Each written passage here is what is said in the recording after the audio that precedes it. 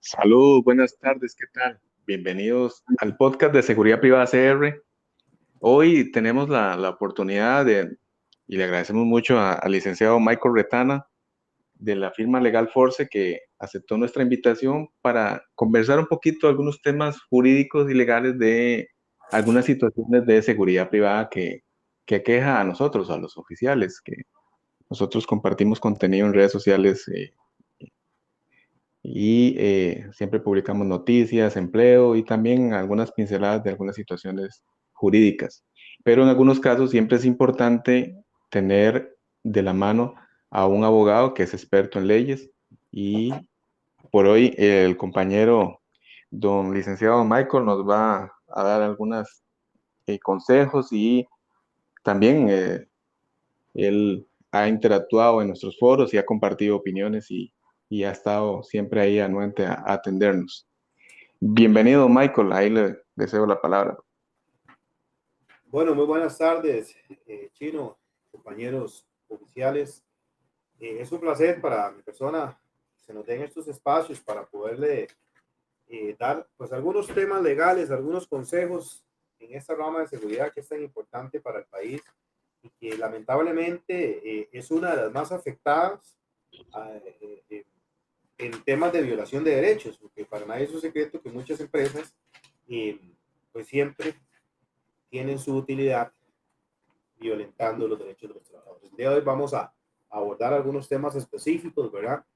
Eh, Esperando poderlos aclarar de manera muy general y sin referirnos a casos específicos para que ustedes tengan pues, un panorama un poco más claro de cómo tomar las decisiones para su mejor eh, futuro en caso de que tengan alguna situación en especial.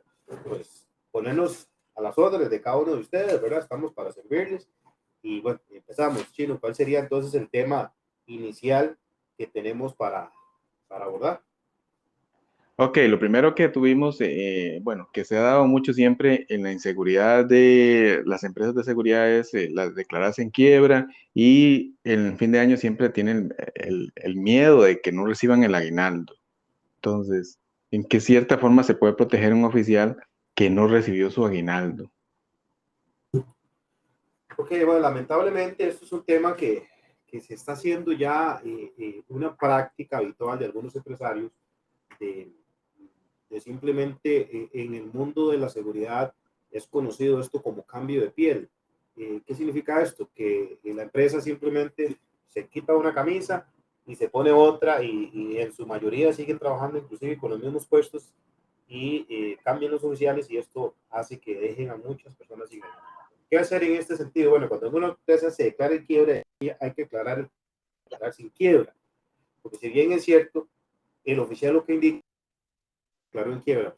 No puede declararse en quiebra a una empresa eh, hasta que no emprende un proceso judicial como tal y sea judicialmente declarada en quiebra.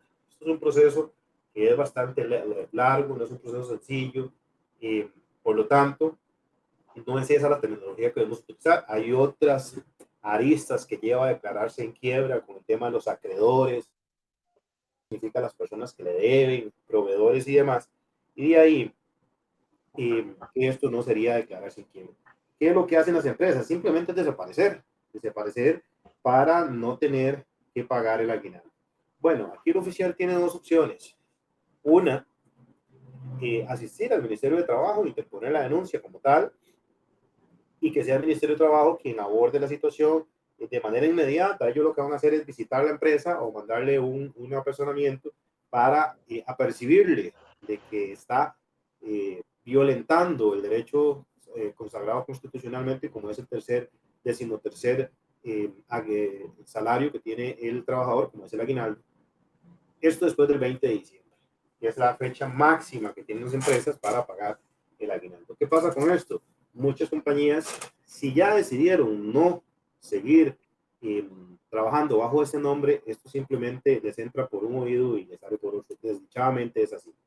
Entonces, el consejo que se les puede dar a los oficiales es siempre prestar atención a su alrededor, a la empresa, ver cuál es la situación actual de la empresa, tomar todas las precauciones del caso, reunir la prueba suficiente ¿Qué quiere decir esto? Nosotros como abogados necesitamos de algunas pruebas para que los procesos no se nos caigan. Entonces es importante guardar documentación, comprobantes de pago y este tipo de situaciones. ¿Por qué? Porque lo que sigue es interponer una demanda laboral, un proceso ordinario en el juzgado de trabajo y que sea este último el que defina la situación jurídica. Lamentablemente, por la crisis que existe en los juzgados laborales de el sobresaturamiento de procesos, es un poco lento y desdichosamente los oficiales pues terminan perdiendo eh, el tema del aguinaldo o bien terminamos ganando un pleito en el juzgado y nos quedamos con una demanda de papel que llamamos los abogados, que es una demanda que no tenemos a quien cobrar. Y es aquí donde vienen los consejos. Lo importante es siempre mantener información sobre puestos que tenga la empresa, contratos que tenga la empresa, porque al final, si la empresa sigue operando bajo el mismo nombre o si se cambia el nombre, lamentablemente ya no podemos hacer nada porque es otra persona jurídica a la cual no podemos demandar porque no trabajamos para ella.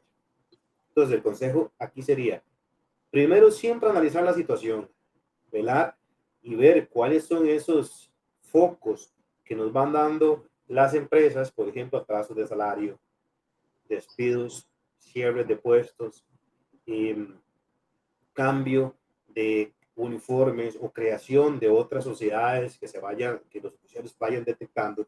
Esto podría ser indicio de que la empresa tiene el hábito de dejar a las personas sin aguinaldo o bien que pretende cerrar la compañía y abrir.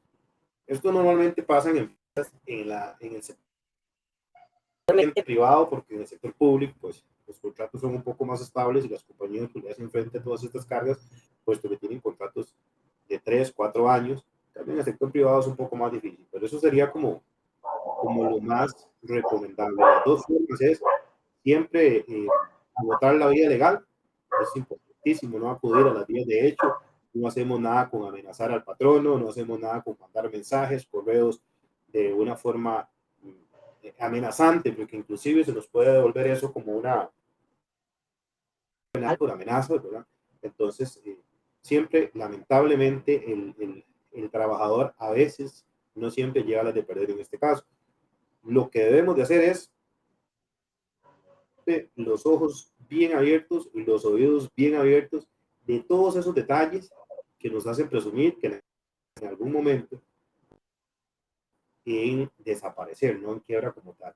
Ahora bien, si realmente la empresa sigue trabajando, lo que nos queda es interponer la denuncia como tal en el Ministerio de Trabajo o bien el proceso ordinario para el pago del aguinaldo. Existen inclusive multas establecidas por el Ministerio de Trabajo para las empresas que son muy altas y que no pagan el aguinaldo. Entonces, hay que aprovechar esto como un ancla para poder siempre tratar de negociar con el patrono el tema de nuestras liquidaciones y en este caso, pues, el pago del aguinaldo. Entonces, de Chino, eso sería como ese tema en el tema de las empresas que desaparecen, porque no le podríamos llamar, como lo expliqué al principio, quiebra, porque eso es otro proceso judicial que se tiene que hacer y estaríamos llamándolo pues con un nombre erróneo, ¿verdad?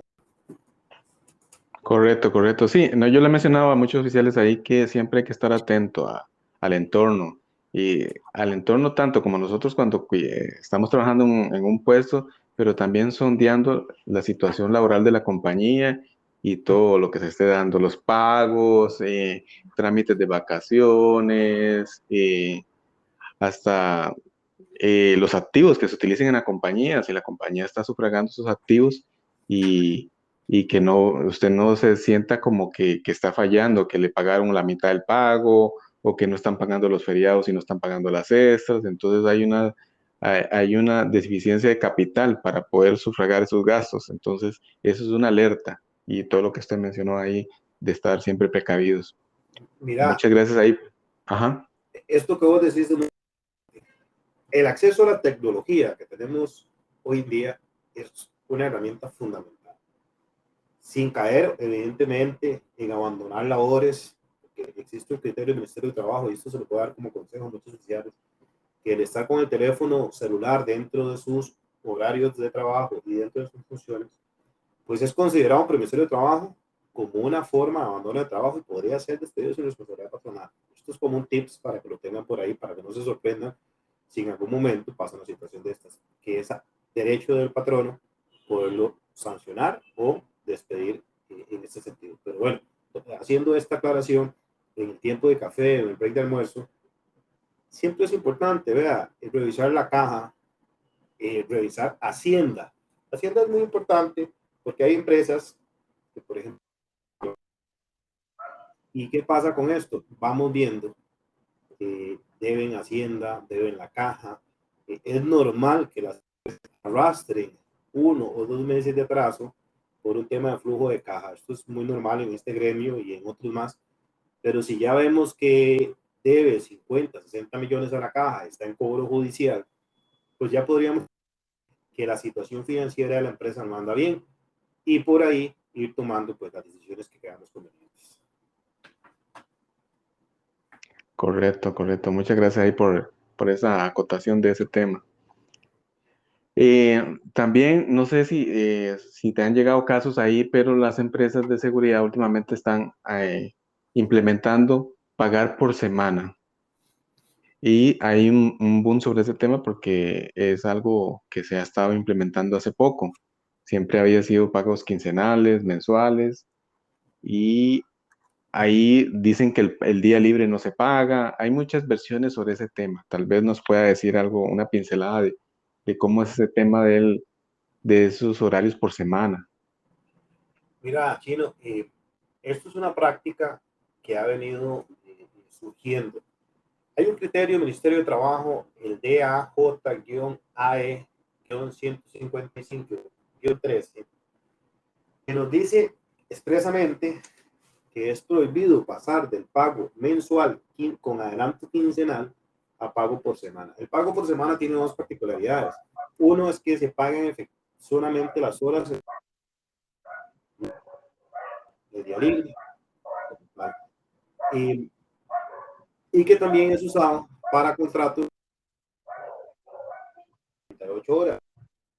Empieza que los contratos y los carteles vienen por 36 horas, por 40 horas, por 42 horas. Entonces el patrono contrata a la persona por esa cantidad de horas semanales y únicamente le paga los días que laboró. ¿Qué pasa si un feriado cae sábado? No se paga. ¿Qué pasa con los días libres? No se paga. Entonces es una política que no es permitido. Y aquí hay un tema importante.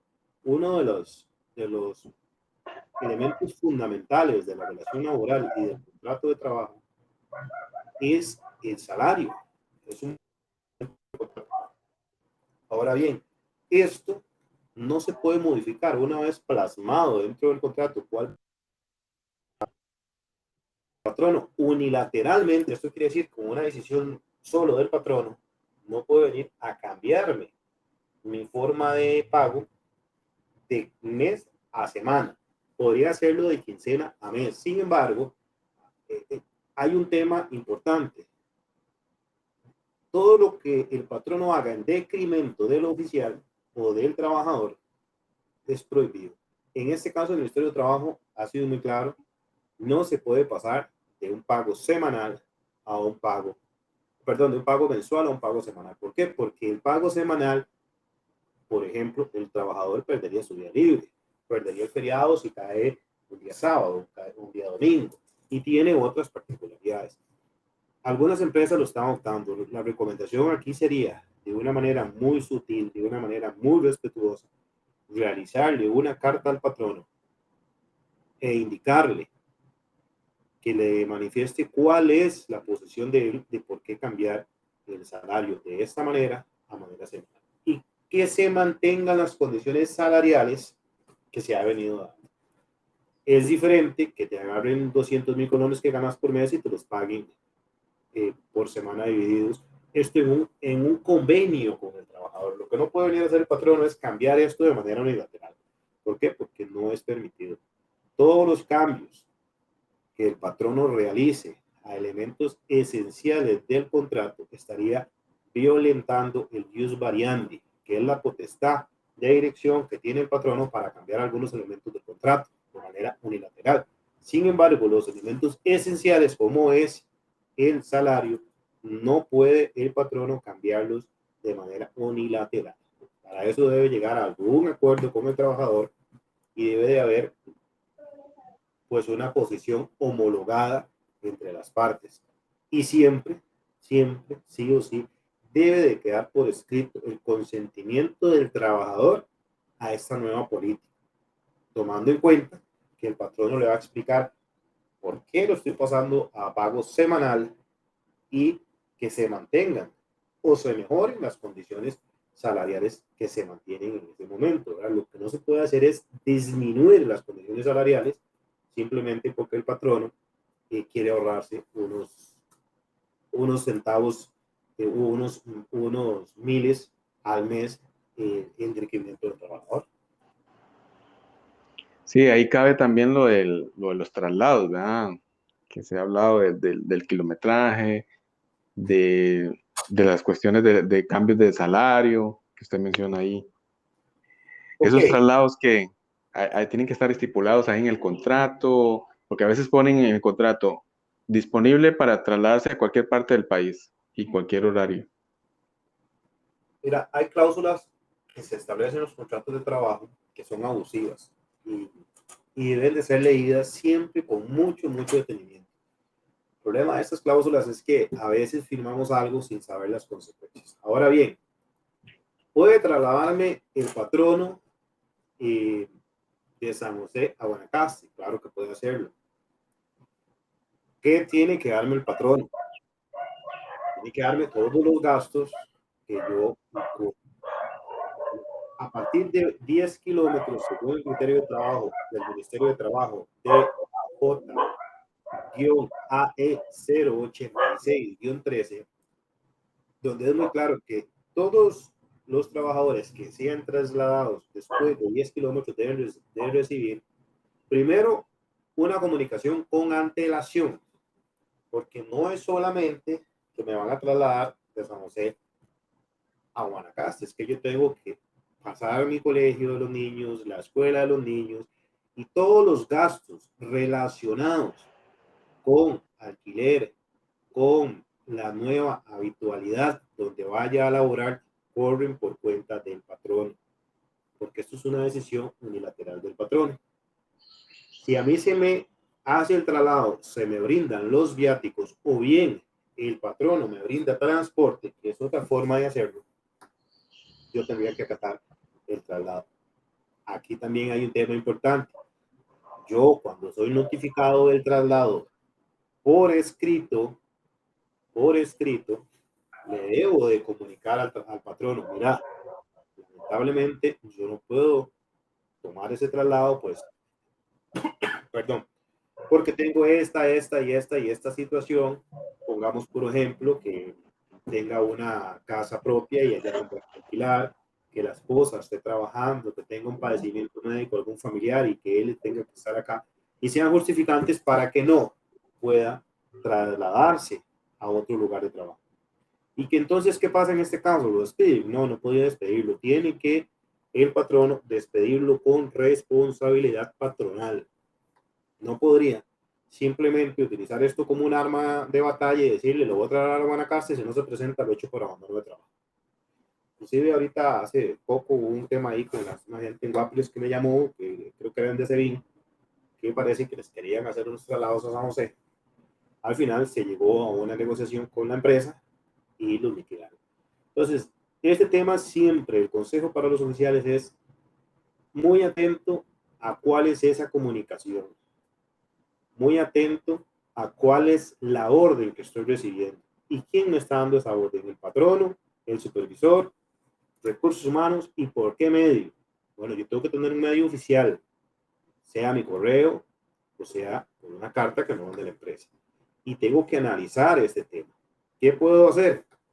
Bueno, si yo no estoy de acuerdo con que se me traslade porque me está afectando mi nivel de vida normal, habitual, mi habitualidad establecida. Adicionalmente, me están trasladando, no me están diciendo que me van a dar casa, no me están diciendo que me van a dar los viáticos, refiérase a transporte, no me van a poner un medio de transporte de parte de la empresa para asistir a este nuevo centro de trabajo, pues entonces yo puedo acudir o al Ministerio de Trabajo o al Juzgado de Trabajo y proponer una finalización con responsabilidad patronal hacia el patrono, donde le voy a comunicar que lamentablemente voy a hacer mi renuncia o que el juzgado ordene la finalización del contrato porque el trabajador no puede acogerse a las nuevas condiciones laborales debido a que el patrono no le está dando las condiciones que realmente se merece para que se haga ese traslado. Se da muchísimo el tema del traslado para que el oficial se vaya. Hay que tener mucho cuidado. No podemos simplemente decir, no me presento y no llego. No. Debemos dejar rastro de nuestro actuar. Debemos comunicarle por escrito a la persona oficial. ¿Qué quiere decir esto? Si a mí me escribe o me notifica recursos humanos, es a recursos humanos donde yo me tengo que referir. Señores de recursos humanos, he recibido el día de hoy un traslado, por lo tanto no dice que se me va a dar esto y las condiciones que realmente lo dicen. Y en este criterio que les dije está muy claro cuáles son las condiciones. Si el patrono definitivamente no las da, faculta ya al trabajador a asistir en la vía judicial. ¿Por qué? Porque si yo no asisto, no justifico, el patrono simplemente puede decir que yo lo trasladé, él no me dijo que tenía ningún impedimento y simplemente no llegó 2 días consecutivos y se fue por abandono de trabajo. Entonces aquí la lección o el consejo o el tips, siempre todo hagámoslo por escrito, no por mensajes de WhatsApp, no por audios de WhatsApp, no porque le dije al supervisor, no, dígale a la empresa que yo no voy a ir. No, hagamos todo por escrito. Ahora bien, si la empresa nos cita a la oficina para hacer el traslado, pues tenemos que ir a la oficina, tener el traslado y si ahí mismo tenemos un impedimento para este traslado, pues ahí mismo yo hago una cartica y que me la reciba, ¿verdad? Esta es la forma más sencilla de trabajarlo. No con esto quiero decir que pues todos los trabajadores nos vamos a oponer a traslados. Pues, hay evidencia en que a veces nos trasladan 10, 12, 15 kilómetros, digamos que son 5 kilómetros más de lo permitido y tal vez el patrón no nos da el tema de los viáticos, aunque es un derecho del trabajador, a veces hay que hacer un equilibrio en si realmente esto me está afectando, si es el mismo bus y la misma tarifa, nada más que me tengo que bajar 5 kilómetros más allá, pues también hay que analizar todo el tema, ¿verdad? No hay que irse tampoco con las, como dicen popularmente, con los tacos de frente y en un momento tan duro de trabajo, no debemos permitir que se nos violenten los derechos, pero tampoco debemos ser excesivos de ellos, ¿verdad? Correcto, hacer un antecedente y valorar la estabilidad, lo que te mencionas, ¿verdad? Si ya tengo tiempo de trabajar en esa compañía y me siento cómodo y he recibido todas mis garantías, un traslado corto que no amerite tanto gasto es del empleado valorarlo si no se siente que le están atropellando. ¿Ah? Correcto. Y eso de los horarios, dicen algunos que lo contrataron para administrativo y después lo pasaron de noche. Vea, El patrón no puede disponer de ese tiempo para moverlo. existe la jornada ordinaria y la jornada diurna y nocturna. Entonces, el patrono puede disponer la jornada diurna. Lo que no puede hacer el patrono es que si a mí me contrataron como secretaria, secretario en el día, luego simplemente decirme ya soy oficial en la noche. Eso no lo puede hacer el patrono. Él no puede cambiarme de manera unilateral en perjuicio o en detrimento del trabajador el rol de trabajo. Puede hacerlo dentro de la misma jornada, puede cambiar el tema de la jornada, pero lo que no puede hacer es cambiarme las funciones. Ahora bien, ¿qué ha hecho el Ministerio de Trabajo cuando yo soy, por ejemplo, recepcionista o más bien soy oficial de seguridad y tengo a la par una recepcionista? El patrono dice, no, a partir de hoy elimino la recepcionista, la despido y el oficial va a tener el recargo de recepcionista.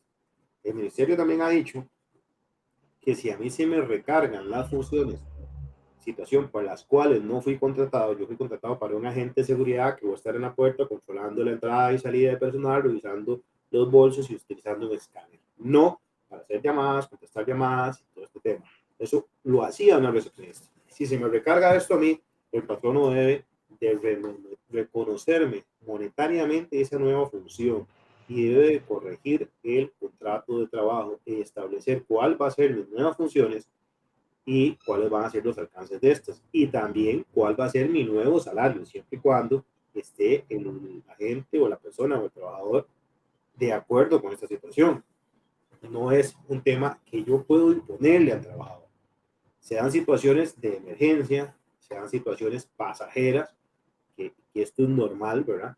Pero lo que no podría hacer es quitar a una persona y recargarle las funciones a otro y simplemente por el mismo salario la persona ya va a tener dos o tres funciones. Esto es muy delicado, ¿verdad? Porque no es que no podamos hacer dos cosas, sino que ¿para qué fui contratado? Tiene que quedar muy claro en el contrato de trabajo cuáles son mis funciones. Y aquí yo les insto a leer los contratos de trabajo. Lean lo que están firmando, pidan una copia, tómenle una foto, sáquenle un escáner, cualquier situación. Es un derecho del trabajador tener copia de los documentos que le dan y también tener establecido cuáles son las funciones. Y aquí volvemos a lo mismo. ¿Cuál es el procedimiento?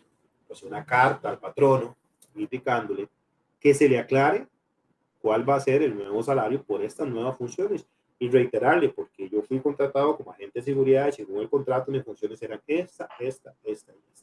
Es diferente que sea agente de seguridad y hoy esté en una recepción atendiendo la entrada y salida y mañana esté en un parqueo y tenga que anotar carros, hacer llamadas. Ya ese puesto por sí tiene que atender el teléfono para recibir proveedores y demás. Ahí no hay un recargo de funciones, ¿verdad? Entonces hay que diferenciar este tema y la recomendación siempre es acérquese al patrono, pero no de manera verbal. Siempre documentemos todo lo que queramos documentando. ¿Para qué? Para que el patrón tenga la obligación de contestarme por escrito. Si lo hago por correo electrónico, me conteste por correo electrónico. ¿Para qué? Para nosotros tener prueba, como lo dije al inicio, en caso de un proceso judicial, decirle al juez, no, un momento, señor juez, no es que el oficial no quiera hacer las cosas, que las funciones eran estas, después de tal fecha se cambió esto y ya se me estaba cambiando inclusive la jornada de la mañana para la noche, no se me estaba reconociendo las horas extras, no se me dio posibilidad de, yo tengo estudios en la noche, cuido una persona en mi casa, tengo un bebé y ya todo mi organización estaba adaptada a mi rol de trabajo y el patrón no simplemente viene de la noche a la mañana a cambiarme, eso no es permitido. Aquí volvemos a lo mismo, hay un tema de tolerancia y hay un tema de mutuo acuerdo entre el patrono y el trabajador, que todo es un compendio de razonabilidad y proporcionalidad, que no sea un no de parte del trabajador rotundo siempre hacia el patrono cuando necesita alguna situación, porque evidentemente esto también hace que el patrono simplemente, pues si no le funcione, cambie al trabajador por otro. Y ni tampoco un patrono que agarra a los trabajadores y los pone por aquí, los quita por allá, los tiene de día, los pasa para la noche, los tiene libre un día, los pone libre otro día, y ese tipo de cosas simplemente a su antojo, sin tener la autorización o el consentimiento del trabajador. Ok, ok, muchas gracias ahí por esa aclaración. Y bueno, el tema latente que siempre ha habido de estos temas es las horas extras. Bueno, Ahí usted nos puede aportar por su conocimiento. el tema de las horas extras es un tema muy sencillo. Eh, Tenemos un horario en jornada diurna que va de 6 de la mañana a 2 de la tarde normalmente, de 5 de la mañana a 1 de la tarde. Ese es un horario de 8 horas. Luego viene la jornada mixta. Muy normalmente la observamos en los oficiales de 14 a 22. Podría ser de las 13 a las 21. No puede exceder más de 3 horas y media dentro de una jornada. ¿Qué quiere decir esto? La jornada diurna termina a las 7 de la noche y a las 7 p.m. y un minuto ya empieza la nocturna.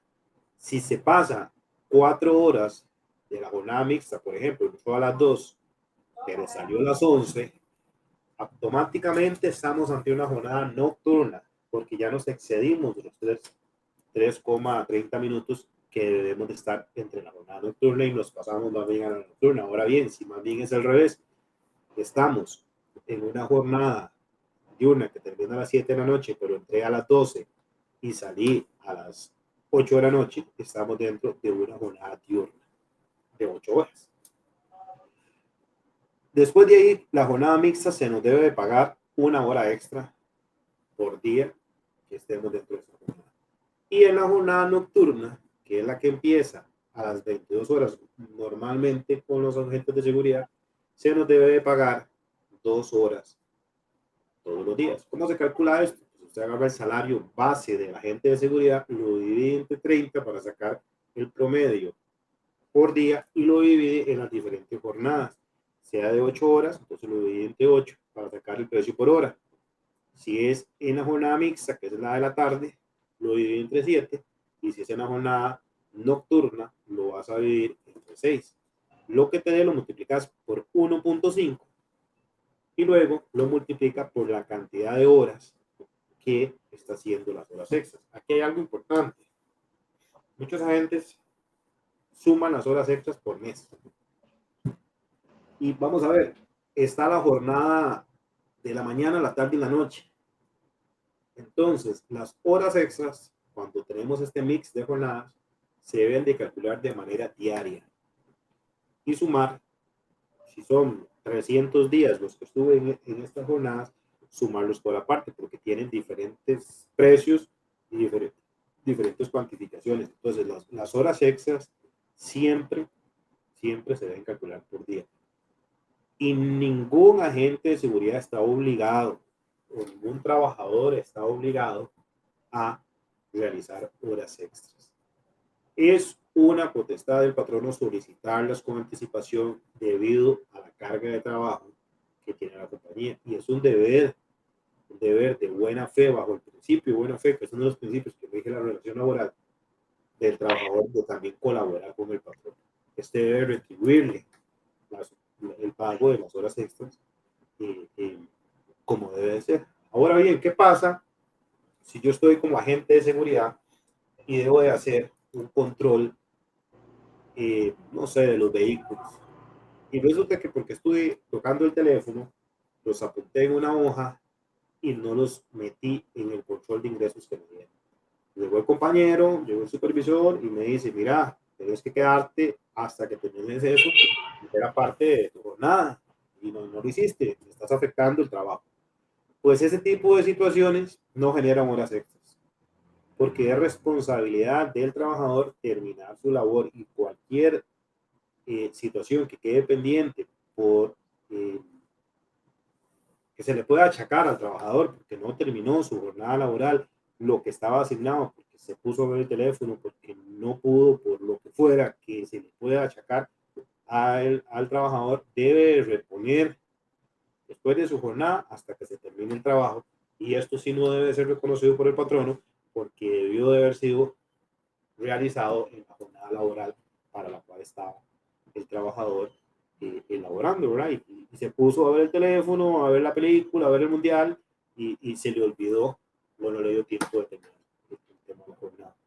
Esto es básicamente con el tema de las horas extras. Es importantísimo, ¿verdad? Que las horas extras y la prueba normalmente le recae al trabajador. ¿Cuándo no le recae al trabajador? Pues cuando estamos en un evidente manifiesto, un rol de 12 horas y es 6 por 1, cualquiera de los dos turnos, entonces hay una habitualidad, hay una permanencia y una continuidad de las horas extras. Entonces ahí la carga de la prueba se invierte y es más bien el patrono el que debe demostrar que eso no era así. Pero si, por ejemplo, yo hoy me quedé 3 horas, el patrono me la reportó, pero no me las pagaron, entre 8 días volví a hacer lo mismo y no son continuas ni constantes, es importante que el trabajador guarde algún comprobante, una copia de la bitácora, o testigos, algún elemento probatorio por el cual le podemos decir al juez mira, en el mes de enero yo trabajé tantas horas extras en diferentes días para tales fechas que no fueron canceladas, o bien eran horas nocturnas y me las cancelaron como horas diurnas, o eran horas diurnas no mixtas y no me las cancelaron como mixtas, sino como diurnas. ¿Por qué? Porque entonces, si nosotros llegamos y colocamos una demanda, mira, es que el trabajador hizo en el mes de enero, 4 horas por día, pero no tenemos un elemento probatorio, pues simplemente el patrón va a decir que eso no es así y que no se registra hora extra de trabajo. Entonces es importante tener ese medio de prueba, porque ahí sí nos corresponde a nosotros como trabajadores aportar la prueba, ¿verdad? Es sumamente importante. ¿Qué otro tema tenemos ahí con respecto bueno, a las horas extras? Esto es muy general, ¿verdad? Hay muchísimos otros temas que podríamos tocar, pero realmente, por ejemplo, el tema de la jornada de 14, 15 horas en los puestos, esto es totalmente una jornada prohibida. Hay elementos o hay puestos que trabajan 14 horas. Lo que están haciendo las empresas es trabajando 2 o 3 días en ese horario y luego los cambian a otro horario para sopesar o compensar un poco la carga de horas. Si bien es cierto, también no podemos tapar el sol con un dedo y decir que todas las empresas en este país que contratan empresas de seguridad pagan lo que tienen que hacer. Hay empresas que pagan a las empresas de seguridad un precio pues moderadamente bajo, y esto da para que la empresa pague un salario y no pueda pagar por la totalidad de horas extras. Esto es importante porque aquí hay un tema de buena fe. Y yo insto a los trabajadores no solo a velar por sus derechos, sino que también se acerquen a negociar con el patrono, porque esto al final de cuentas es un círculo. Hoy estamos en un lado y mañana estamos en otro, ¿verdad? Yo me he topado trabajadores que les hemos llevado 3 o 4 procesos, y hay una particularidad con un trabajador que ha trabajado 3 veces en la misma compañía. Lo vuelven a contratar y lo vuelven a mandar. Entonces, a veces se van cerrando las puertas. No con esto quiero decir que no se puede reclamar los derechos. Hay que saberlo hacer, pero como lo hemos venido diciendo, hay que poner en una balanza todo. A veces se necesita llevar dinero a la casa, y la opción laboral que hay tal vez no es la mejor, pero es la que existe en ese momento. Pero sí, esto es un tema de conversar siempre con el patrono, de tratar de llevar la fiesta en paz, como dicen, y tratar de que se me cumplan a mí, pues, mis derechos.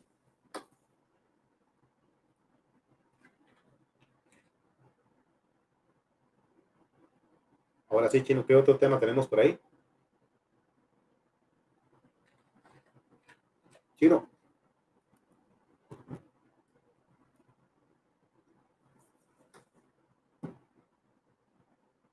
Bueno, creo que Chino se quedó sin. ¿Me escucha? ¿Me escucha ahí? Lo estoy escuchando. Sí, lo que decía era del preaviso y de el aumento de salario si no se lo hace el patrón. Bueno, el tema del preaviso es un tema de que hay dos cosas importantes. El preaviso es un tiempo donde el legislador estableció que si yo renuncio, debo de darle cierto tiempo a la empresa para que me pueda sustituir. Normalmente el preaviso funciona de la siguiente manera: si son más de 3 meses y menos de 6, se debe dar una semana. Si es más de 6 meses, pero menos de un año, se debe dar 2 semanas. Y después de un año, pues se va a dar un mes. Y dentro de esa semana debe existir un día que el patrón me tiene que dar pagado para que yo pueda buscar otro trabajo. Puede ser cualquier día, siempre y cuando el patrono y el trabajador así lo establezcan. Ahora, ¿qué pasa? Yo me voy, digo hasta aquí y me voy.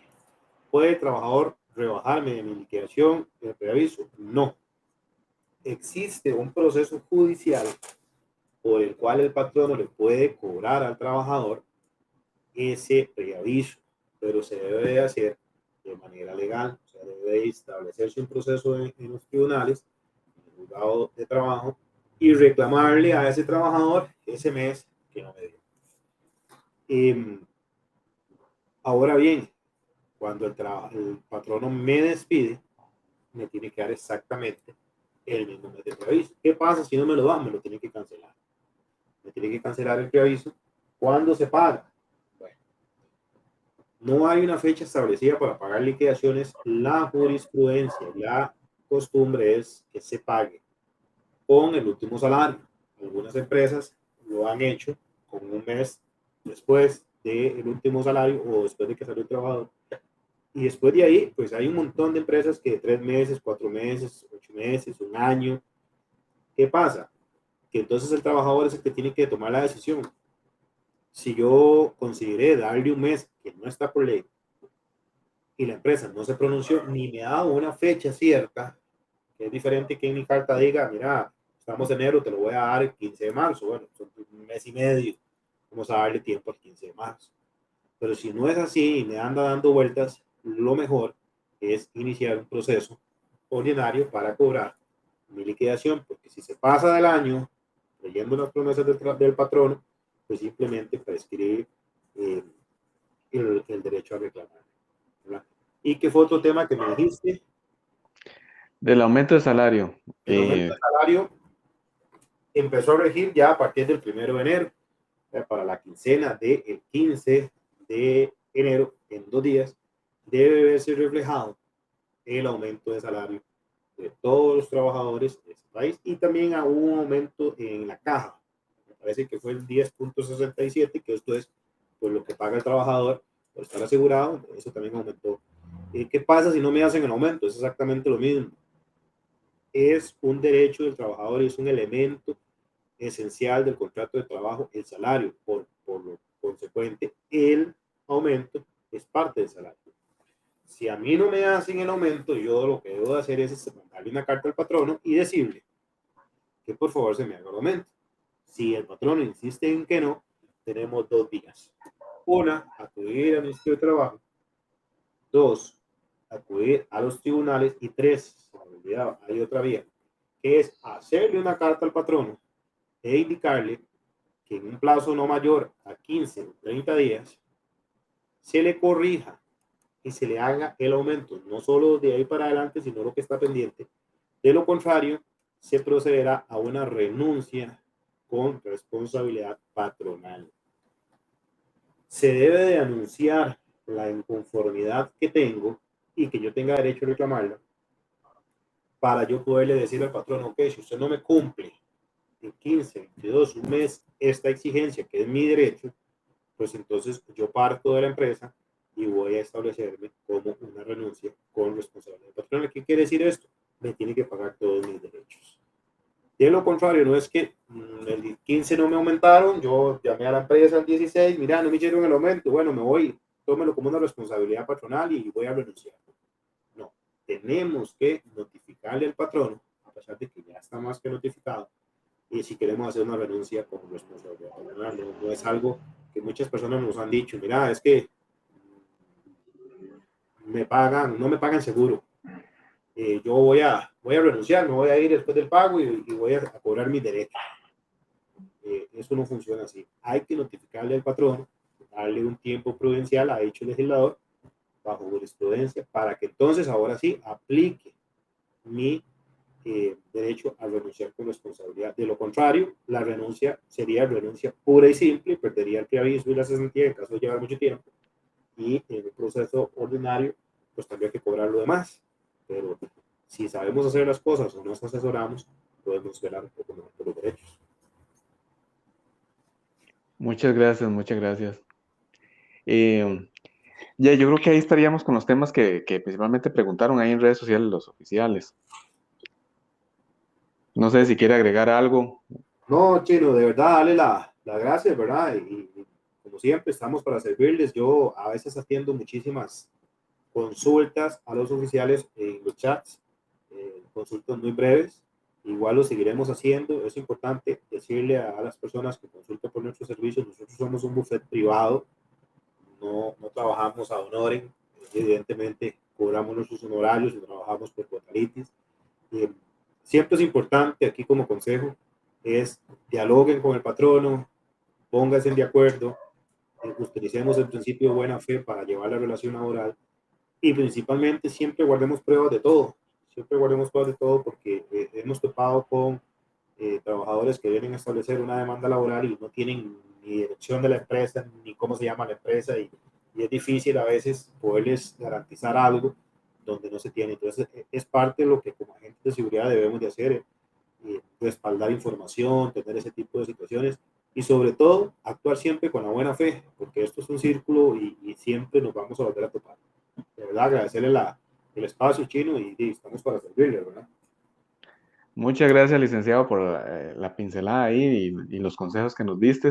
Ahí nosotros en redes sociales vamos a etiquetar a la firma Legal Force, vamos a poner los números de teléfono y correo electrónico para que ustedes, si en un momento quieren adquirir los servicios del licenciado, ahí se comuniquen. Y de mi parte, para mí es un gusto saludarlos a todos ahí y siempre estamos compartiendo contenido. Trate de seguirnos en nuestras redes sociales. Estamos tratando siempre de suministrarle información al gremio de seguridad privada. Y muchas gracias, licenciado. Buena tarde. Buenas tardes, muchas gracias. Hasta luego. Hasta luego.